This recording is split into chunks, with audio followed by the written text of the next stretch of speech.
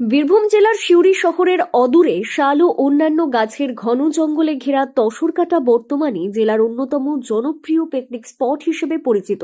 সিউড়ি শহর থেকে মাত্র 4 থেকে 5 কিলোমিটার দূরত্বে অবস্থিত এই স্থানে টোটো বা স্থানীয় যানবাহনে সহজেই পৌঁছানো যায়। মনোরম প্রাকৃতিক পরিবেশ ও শান্ত আবহের টানে শীতকাল জুড়ে ডিসেম্বরের মাঝামাঝি থেকে জানুয়ারি এমনকি ফেব্রুয়ারির প্রথম দিক পর্যন্ত এখানে পিকনিকের ভিড় চোখে পড়ে। এসছি আমরা এসছি তসরকাটায়। তমোদয় ডেভেলপার আমরা তবোদয়া ডেভেলপমেন্টের পক্ষ থেকে এসছি। আমাদের সমস্ত 70 জন নিয়ে এসছি আমরা।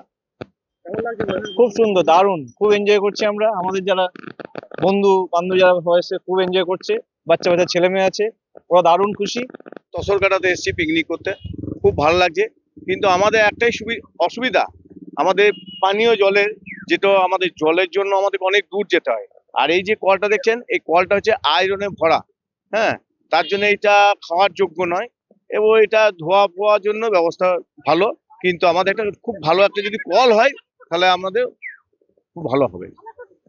আর টয়লেটটাও, মেয়ে ছেলেদের টয়লেটটা একটু দরকার ছিল। ওনারা সেই অনেক দূর থেকে আসেন।